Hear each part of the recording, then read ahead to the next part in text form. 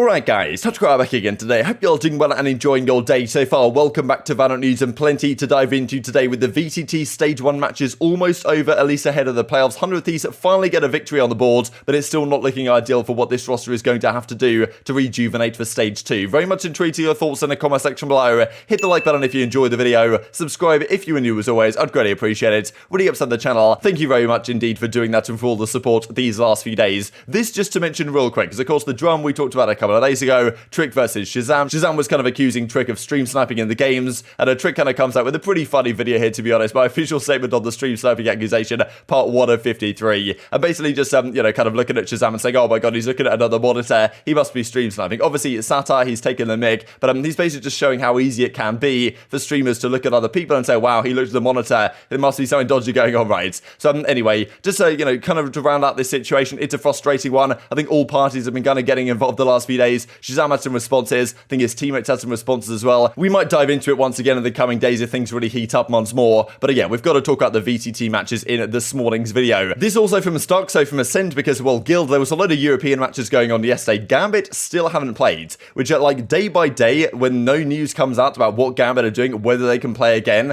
Really questions are being raised, right? Whether they shall ever play again here in the VCT, because right now, it's a very tenuous situation. So we shall see on that front. But yeah, plenty of games going on. I mean, Safe was out of control on the Jet here, Safe and cNed, definitely having a good time. But yeah, some very surprising results in this region. I feel like a lot of these teams having been through a difficult time, taking some time off, come back into these online matches. Look, Fnatic upset Acend yesterday. 2-0, pretty comfortable. Haven goes 13-4, Acend goes 13-10. Overall series scoreboard looks like this. Turko, Mystic, they were just out of control, to be honest, this time. Boasted was just sitting back and relaxing while the boys were just taking over. cNed on the Jet had a decent performance, but yeah, Carl's was pretty bad. The world's champions have not looked good as of late at all, and they're going to need to win their final series here to even qualify for the playoffs. That's pretty remarkable. The other series in the other group was FPX versus Liquid. Another remarkable result because FPX didn't even have Angel, their in-game leader, as he's been spending the last few days fleeing Ukraine, but they still win against Liquid 2-0. Remarkable two set of results. Liquid looked nowhere near their level. Soulcast had a terrible one. Scream was really not doing all that much either. So yeah, two crazy results honestly over in this region, and that leaves things looking as follows. So there was more results as well. Guild beat Supermassive Blaze 2-1. Na'Vi took down Big 2-1 as well. So they're still being out of play, so maybe that means Gambit should be okay, but yeah, still definitely a strange situation in the European side right now. This then, the groups as they stand right now. So still some games coming up obviously over these coming weeks, but if you look at Group B, Acend are at 2-2, tied with G2, so they have to win their next series. There's still many things to be determined here with Gambit only played 2 games so far. They obviously need to catch up if they actually want to still play some of these games, if that's even possible. Speaking of Acend though, real quick, just to say this from Zeke, he said what's going on. He's not particularly happy with how he's playing individually, but he's been going through a tough time mentally. He goes on to say he's been struggling with deep mental issues. So hopefully he feels better soon and can turn things around, because it's not a good sign for him and for Acend and the team in general, just especially the way they're playing right now. So hopefully Zeke can get back in business soon. But tough to see really, to see the champions in the state that they currently find themselves in. Wishing the best to Zeke going forwards. Let's talk about the North American side then. So per VLR, 100 Thieves will be competing in some other tournaments going forward, so the Boom TV tournaments, stuff like this, because of course they're not going to be here at the playoffs because they were 0-4. Now apparently as soon as they're 0-4 and the pressure's off, they can finally win a series. But they play Evil Geniuses last night. It was a nice series from 100 Thieves. It was honestly a very close one, to be honest. EG put up a good fight. They actually looked pretty decent here. 100 Thieves again, just nothing spectacular in this series. A good team, a top of the barrel team would have probably taken out EG without too much resistance. EG were 0-4 coming into this one, as were 100 Thieves. So Ethan had to do very nicely here with the 1 versus 3. Some nice shots to close out the game. But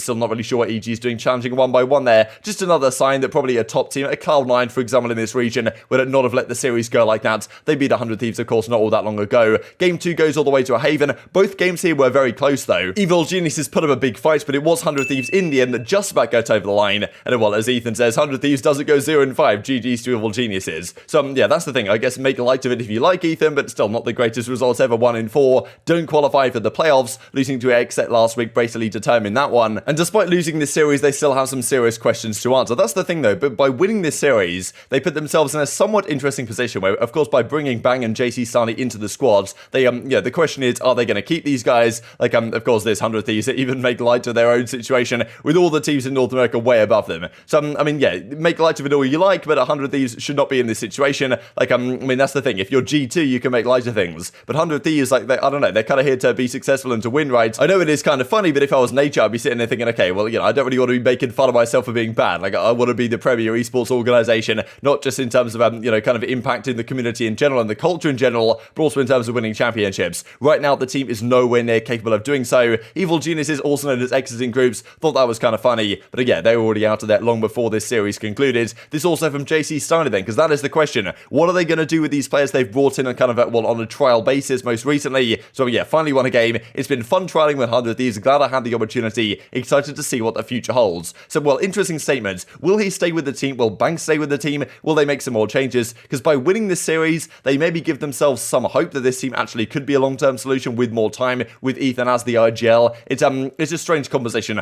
I don't think this is good enough, honestly, to beat some of the best teams in North America, but still, I don't necessarily think the problem is with JC Steiny and Bang. I'm not sure about that original trio, whether in a year or so's time, all those three players of Ethan, Asuna, and Hiko will still be on the roster. And well, speaking of Hiko, GG's EG 1-2-0, disappointing tournament for us, about 2 months until Challengers 2. That's the thing. They've got to go back again, they've got to run it back and get back into Challengers for next time around. Lots of time to figure it out, he says. We'll be playing some smaller tournaments in the meantime. So, kind of implying these last couple of lines that he kind of thinks they probably will stick together or going to try to. Now, like, it depends what the team decides to do, whether they want to make some moves. Because 1 in 4 here is pretty unacceptable, to be honest, right? And if they do come through with the same team again into Challengers 2, try and get back into Stage 2 and qualify for playoffs, all this type of stuff, and Masters and Champions and beyond, if they turn up with this squad, I'm just not particularly confident they're going to do it, to be perfectly honest. Ethan also mentions Breeze still sucks. He's not particularly happy with that map, to be honest. Getting better, though, he reckons. But, yeah, still, this is the final results. 2-0. Like, 2-0 maybe flatters 100 Thieves to some degree here, just because when you look at the overall results, JC Starney was having a good time. 41 in 34 on the Omen, of course, on this new patch update. Pretty interesting stuff. 13-11, 100 Thieves win this game, and then the Haven goes all the way to overtime. I mean, look at this, right? The T side was dominant, 10-2 in favor of 100 Thieves.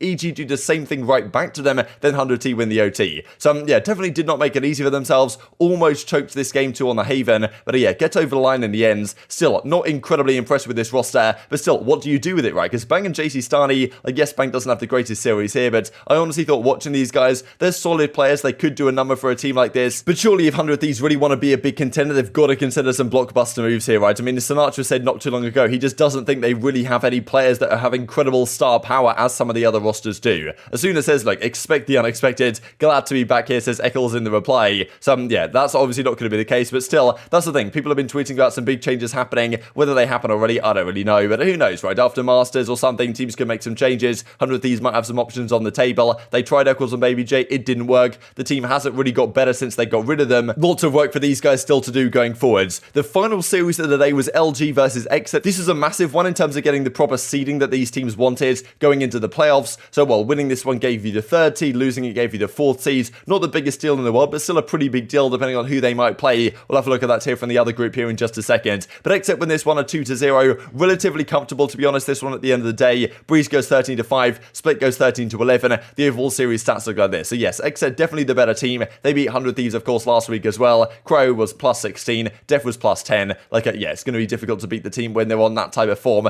Definitely interesting to see how this new patch is playing out as well. This also from Crow, 2-0 Luminosity. Looking forward to playoffs, GG to them. So, this is what it means in the region on the whole. This is the current standings, at least in Group A. Group A is now finalized. Cloud9 5-0, they're the number 1 seed. The Guard 4-1, XSET 3-2, Luminosity 2-3, 100 Thieves 1-4, Evil Geniuses 0-5. So, well, no tiebreakers required here because all the teams have different number of wins. 5-4, 3-2, 1-0. Pretty beautiful stuff, to be honest, across the board. That's not going to be the case here in Group B, though. And the importance is here that I believe what the case is when we look at the major brackets here. We'll look at it in the coming days when this all officially gets confirmed. But, well, I believe the way this is going to work is the 8 teams are going to go into a double elimination bracket, and probably the number 1 in Group A will play the number 4 in Group B. So the seeding is quite important here. Like version 1, if they do look up this number 1 seed, they're going to play Luminosity, which is a better match, of course, than if you have to play the Guard or Cloud9 from the other side of the bracket. So the 2 games going on tonight are version 1 Sentinels and Optic versus Knights. Both these games are pretty big. So let's say version 1 take down Sentinels, they go 5-0, they will be the number 1 seed, they will play Luminosity. Then Sentinels kind of have to hope that Optic lose their series, because if Optic win their series, they will be 3-2, as will Sentinels in that scenario, and because Optic have the tiebreaker over Sentinels, they will take the 2nd seed. So that's really what Optic are fighting for here. If Sentinels win against version 1, it's these two 1-2, and Sentinels can still get the number 1 seed here, which they probably want to play Luminosity rather than playing XSET. But I mean, yeah, a lot on the line, honestly, in terms of seeding here. Now, Optic really what they have to do is try and win, hope Sentinels lose, and then they can get the second seed, which means they play XSET as opposed to the Guards, which is probably a harder matchup. Definitely a lot on the line later today. If you guys want to figure out who's going to win, simply look at this pattern. I thought this was quite phenomenal. All the way from February the 11th to the present day,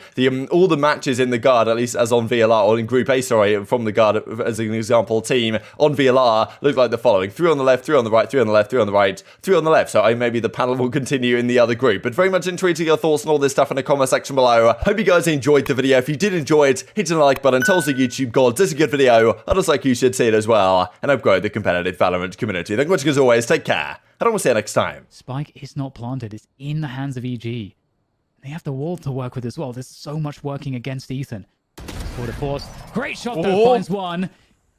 Where are the other two? Here's the stepping. Oh no, my wait, goodness. Ethan! Oh my goodness! Somehow finds the Red Bull clutch. It looked almost completely undoable, but he found a way. As the swing, and Hiko with the quad kill is sending a message to EG. This is a 2-map series. There's no time to mess around. Sheesh, Hiko picks up the 3-piece through the cloudburst. Look at this. Boom. Oh my god. And then closes it out with the clutch onto reformed. Salt in the wound for EG.